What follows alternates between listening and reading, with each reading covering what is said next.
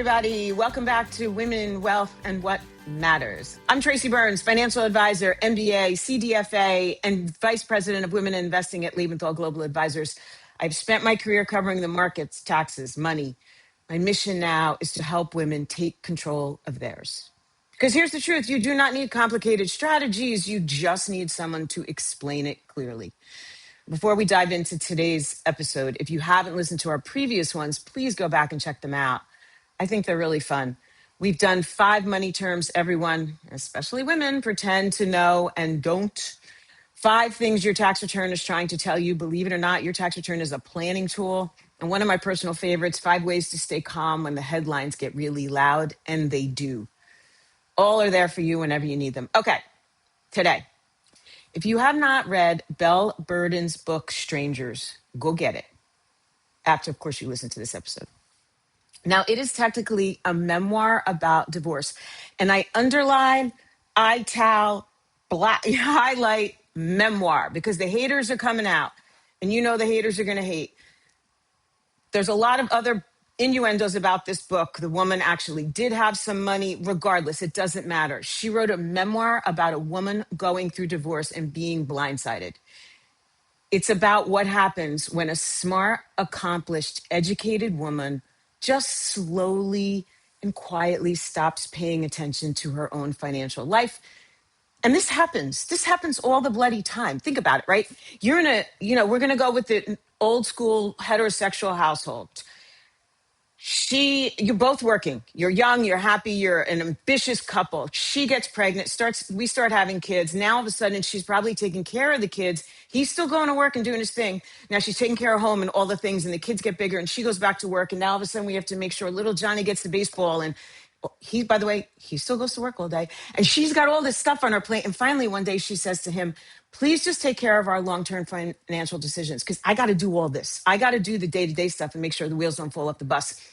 He takes over long-term financial planning. And then one day she realizes she has no idea what's going on. It happens to all of us. Smart, educated, doctor, you name it, it happens. Do not feel bad about this. Just use it as a wake-up call. So one day, as the book says, she woke up, she thought everything was hers, and it wasn't.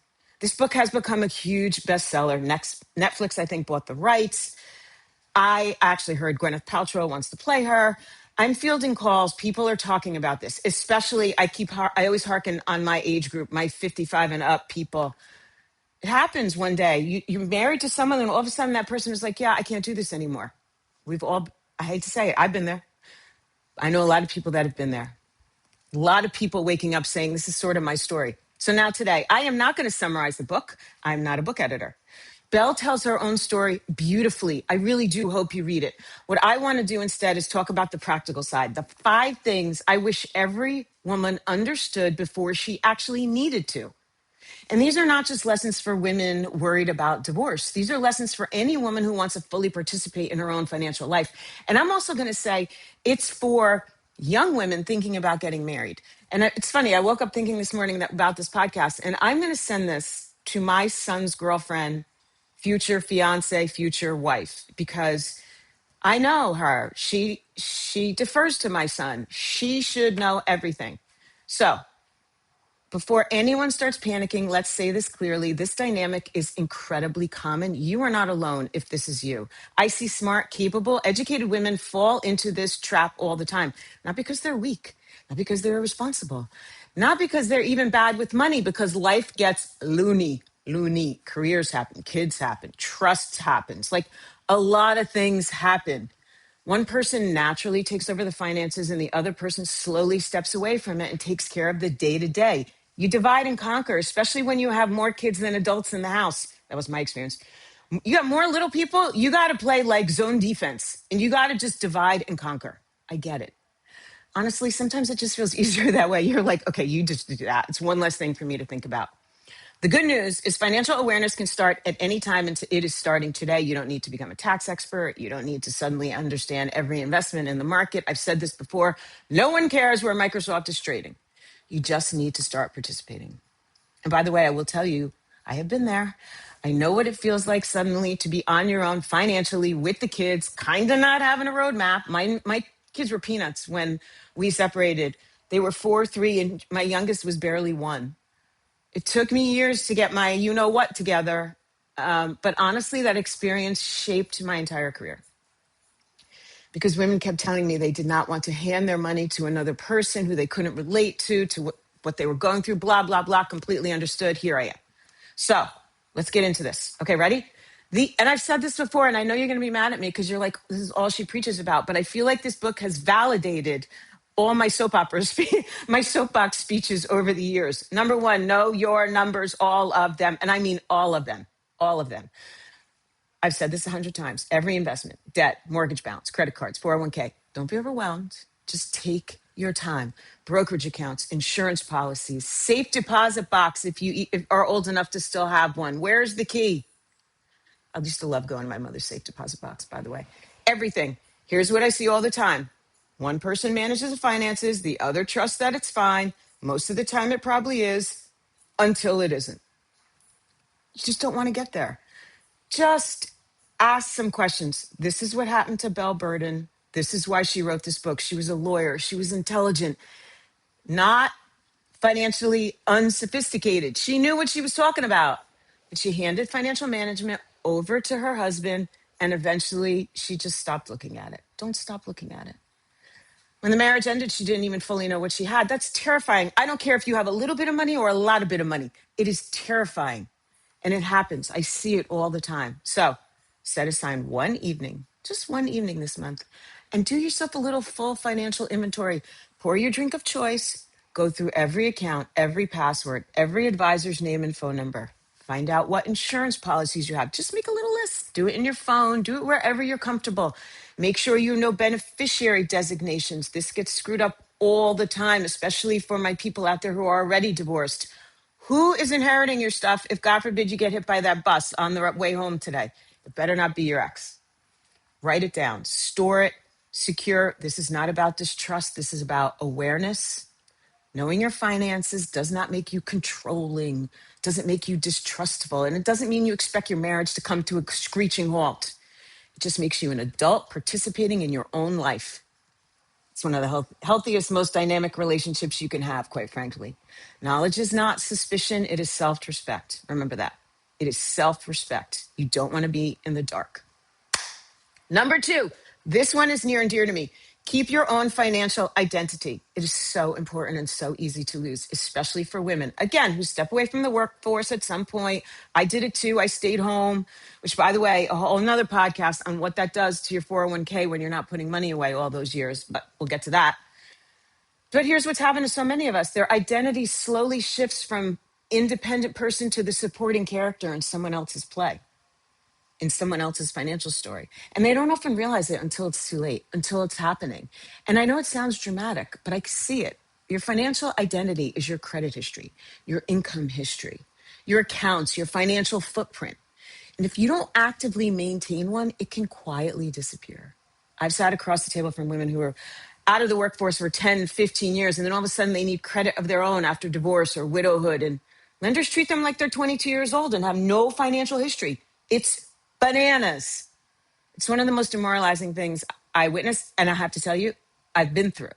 So when I got divorced, I was in the exact same place. A lot of this, he was the breadwinner, and I'll tell you, I could not get credit. I couldn't get a loan on the condo I was putting my townhouse I was putting my kids in.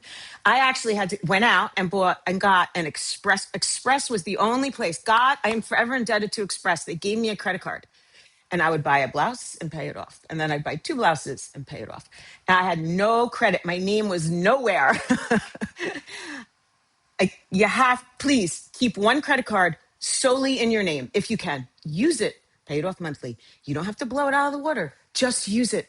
Monitor your credit score. Make sure you have one. I didn't do that. I admit I did not do that. I didn't know I was supposed to do that.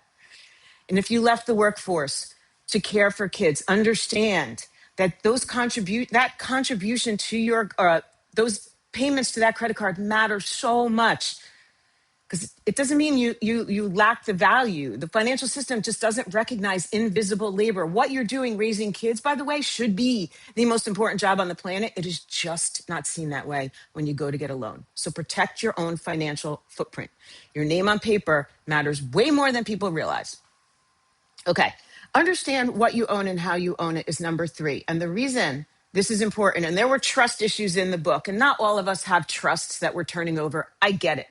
But the plating, the way things are named is super important. This is where people's eyes glaze over. And I know it sounds technical, but stay with me because this one can cost you hundreds of thousands of dollars if you get it wrong. Who does the asset belong to? If you come to the marriage with an asset, should you add your partner's name to it? I don't know. It depends on the situation. But this is where you got to ask some legal questions. In Belle's case, she used money from inherited trust to purchase property. So it was her money. She used it to purchase property that became joint. It got muddy. And at the end of the day, it was all part of the divorce and it got ugly. In many states, that one decision could transform your protected separate property into and make them all of a sudden marital assets. So what was individual money in her name, in her trust, all of a sudden became joint, got muddy and messy, and it causes lots of trouble. All I ask is that you think, just because it came from my family, it does not necessarily stay yours. If you follow the trail, if you put the spouse's name on the asset, just talk to someone. Retitling assets, commingling inherited money, depositing separate funds into joint accounts, using inherited money for marital purposes, all this stuff gets funky. It could completely change how those assets are treated legally. And once it happens, you often can't undo it. And when we're in love, we're like, oh, it's going to be fine. Everything's going to be fine. My therapist says that fine means you are effed up, insecure, neurotic, and excitable. I think that's what she says. Don't be fine. You do not want to be fine. You want to be in control. So the takeaway here, before you add anyone's name to a house, an investment account, inherited assets, all the things, talk to someone. Talk to me. Talk to a financial advisor, a CPA, family law attorney. Talk to someone. Get an outside, unbiased opinion. When you are in love, you don't think straight. That's what love does to the brain. It's beautiful. I believe in love. I want you to be in love. Do not fall for this stuff, though. This is, at the end of the day, this is not about greed. It is about clarity. Okay. Have the money conversation before you need to. Again, I'm thinking about my son and his girlfriend. I don't know if they've talked about money. Nobody wants to talk about money before they get married. Oh, it gives people the hives. It feels unromantic. It feels awkward. It feels like I don't trust you. And we're not even married and I don't trust you already. It feels like we're planning for failure. And on some levels, remember that marriage is a business arrangement. It is a business arrangement. You just happen to have sex with your partner. It is a business arrangement. So if we could, for a hot second, think about that. It is unromantic, but discovering hidden debt later on, discovering the fact that there was secret spending, undisclosed accounts, gambling problems, who the heck knows? Or by the way, very different financial views of like how to save. I was just talking to someone the other day. She's super conservative, saves every penny. He's out buying all sorts of things. It happens. It happens. We're not all alike in these things. It's very odd, quite frankly. You find two people that are on the same page financially in all the things. You could be married 15 years and then you thought you were on the same page and all of a sudden you're not. So it's worth revisiting these things. Clarity is kindness. Transparency builds trust. One of the biggest relationship issues I see is financial avoidance. Look, money is one of the reasons people divorce. It's one of the top reasons people divorce.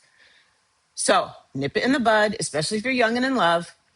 Please, please, please have these conversations. People assume he handles it. She handles it. We'll figure it out later. Nuh-uh. There's no later because that proverbial bus comes blowing down the street and whoever's been handling the money, God forbid, gets taken out. And then what? There's no later. A prenup is not necessarily about expecting divorce. Sometimes it's simply about clarity, transparency, communication, understanding. If your family has money, put yourself in your family's shoes. They don't know your dude or your woman who you're marrying. They have no idea who the heck. You might trust them implicitly. They don't. And by the way, they worked really, really hard for their money. So I get it. I get it. I busted my butt. Divorced, broke, made some money, broke again, you name it. Like I'm going to hold on tight to my pennies, and I am going to hold on tight as far as what my kids inherit from me. And I'm sure their partners are all going to be amazing people. I'm sorry. We got to do what's right here. Two people sitting down, honestly speaking about money is beautiful. Here's what I own. Here's what I owe. Here's what matters to me. Honestly, that's it. It's easy. It's a more intimate conversation than people realize. It's beautiful. And if you're already married, it's not too late. Take it little at a time. I've always said people should go on a money date and ask, women especially, ask one question if you don't know things. One question. Do we have life insurance? That's fantastic. Where is it? How do I access it? Just, God forbid. One thing. That's it. And then get on with the rest of your night. You could also do a postnuptial agreement. Those exist too. But beyond the legal docs, just talk. Think about these money dates. Get to know each other's goals. Know each other's credit scores.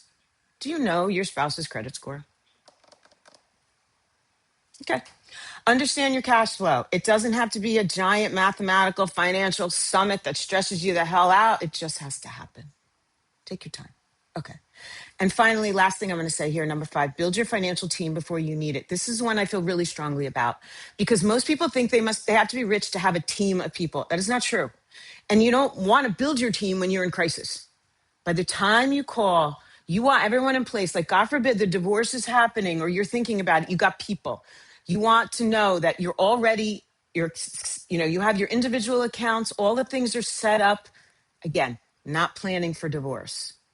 But emotions are wild when you're going through divorce and you don't think straight. Knowing that some of this stuff has been done beforehand and that you have this team who knows your wishes, this is huge. This is huge. This is why planning early matters. So let me say this again. You do not need to be wealthy to deserve financial guidance. I don't care. You just need a person with a financial life near you, talking to you. You need to understand what the heck is going on. You qualify. If you work and you got a couple dollars in the bank, you qualify. You have a financial life. You pay bills, you qualify. At a minimum, every woman should have access to a financial advisor. And by the way, there's so many of us that don't have fancy minimums. I don't have minimums. I know the big banks do, but there's a lot of us out there that want to help. A lot of us that do not have minimums. A CPA or a tax advisor in your corner, an estate planning attorney, access to one. They do not have to cost a fortune. I know a ton that are amazing and don't. And if you're navigating divorce or a major transition, a certified divorce financial analyst like myself is super helpful. We talk about all the things that you need to know so they don't sound scary when you walk into your attorney's office. What the heck's a quadro and all the things. We'll do a podcast on divorce at some point. This is what we're trained for. Hiring people who understand the financial side of life's transition is key. And here's what I really want women to understand. Financial independence is not about preparing for divorce. I know it sounds terrible. It's about confidence. It's about knowing what matters when life throws freaking curveballs at you, because man, oh man, do they. I always say when you make a plan, God laughs at it and detours you across the highway. Because who the heck knows what's going to happen with marriage, motherhood, caregiving. Let's not even talk about our aging parents. Who the heck knows what's going to happen on that side? Career changes. I might have had a few. I get it. Starting over, the pivot. Those of you in that midlife thinking about what you want to do next. Career changes, widowhood. It happens. Reinventing yourself. All these things. If you do you go through these things in life and you have yourself financially somewhat prepared, it's just not as scary. It's not as scary.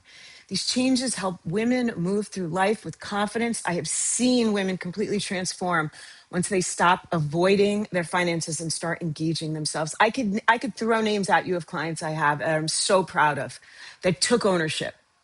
Not because they suddenly became obsessed with money, but because they started understanding that money gave them options. It gives you freedom. It gives you the ability to make choices. Okay, those are your 5. I'm going to give them to you one more time. Know your numbers, all of them. Keep your own financial identity. Get yourself an Express credit card if you can. Understand what you own, how you own it, whose name is on what asset. Have the money conversation before you need to. Please, and I beg you, if you are a parent of children who are potentially getting married, insist they talk about money. Our parents didn't make us do that. Insist. And please build some sort of financial team. It doesn't have to be like some LA Hollywood expensive nonsense. You can get people in your corner that are not going to rob from you, that only want to help you. Belle Burden wrote a beautiful, honest, important book. It is a memoir. Please don't forget that. People are going to come at her and say it's not factual and whatever. It is a memoir, and it is a beautiful one. And what I want women to take away from these conversations surrounding it is not fear, is just awareness. The women I worry about the most are not necessarily the ones without money. They're women with money, but they're just not paying attention to it. They don't pay attention to what they have. Don't be that person. Please don't be that person. You are smarter than that. You just need someone to offer you some clarity. That's it. All right. I'm going to get off my soapbox. But she has validated everything that I've been saying all these years. Just know your stuff. Just know the account passwords. Just know the top level stuff. You do not need to know where the S&P closed yesterday. Nobody cares. Nobody cares. Today's episode resonated with you. Please share it with someone who needs to hear it. And that includes younger women, please. And download our free guide. I'm going to start doing this after every podcast. I'm going to put a takeaway sheet on my website, tracyburneswealth.com.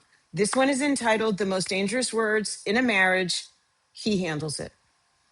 Remember Ronald Reagan said the 9 most dangerous words you want to hear is I'm from the government, I'm here to help, or something like that. Anyway, I sort of riffed on that. The most dangerous words in marriage, he handles it. These are 5 truths every woman should know. It covers everything we talked about today. So you can find that on the website. You can also find this podcast on Spotify, Apple Podcasts, Amazon Music, and of course, YouTube.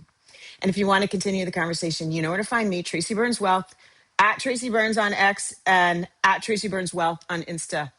And until next time, please read the book. Take control. I listen to it, by the way. She reads it. It's fantastic. Take control of your financial life, because when no one benefits, no one, and I mean the entire economy, does not benefit when women stay in the dark. I am here if you need me. See you next time.